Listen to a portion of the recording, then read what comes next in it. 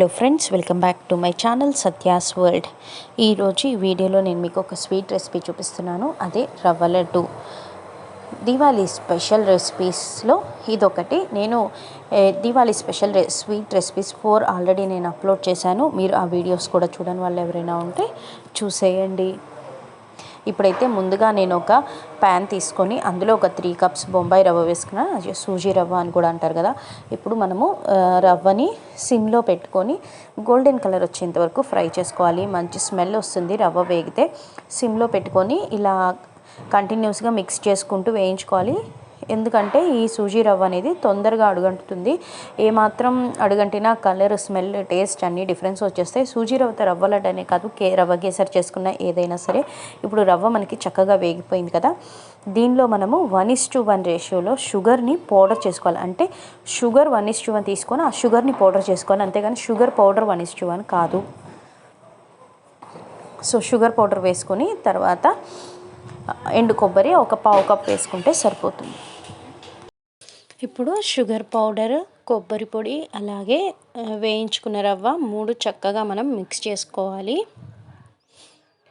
Sugar powder మనం వేసినప్పుడు కొంచెం లంప్స్ ఫామ్ అవుతాయి కదా. లంప్స్ ఏం లేకుండా చక్కగా మనం అంతా కలిసేలాగా కలుపుకోవాలి. తర్వాత అది పక్కన పెట్టేసి నేను ఇక్కడ పల్లీలు డ్రై రోస్ట్ చేసుకుంటున్నాను. ఇవి కూడా మనము డ్రై ఫ్రూట్స్తో పాటు వేసుకుంటే రవ్వ లడ్డుకి మంచి టేస్ట్ వస్తుంది. చక్కగా వేగిన తర్వాత తీసి పక్కన పెట్టేసుకుందాము. ఒక 2 టేబుల్ స్పూన్స్ సరిపోతుంది.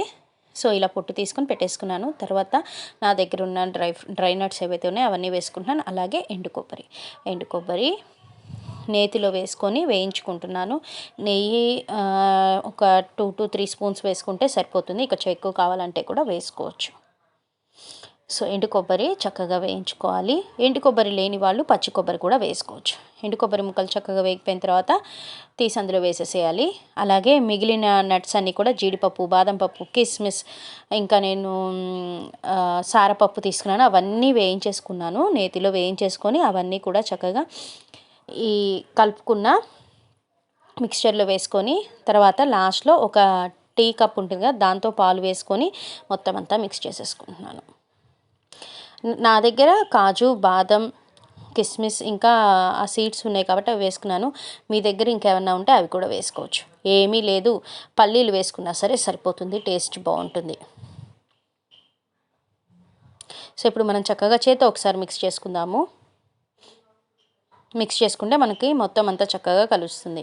ఒకవేళ మీకు పాలు ఏమన్నా ఎక్కువైనాయి అనిపిస్తే కనుక కలుపుకున్న మిశ్రమాన్ని ఒక 2-3 మినిట్స్ వదిలేయండి. రవ్వ చక్కగా పాలను పీల్చేసుకుంటుంది. ఆ తర్వాత మీరు ఉండలు చేసుకోండి. నేనైతే కొంచెం చల్లారనిద్దామని పక్కన పెట్టేశాను. సో ఇప్పుడు మొత్తం అంతా బాగా కలుపుకుంటున్నాను చూడండి.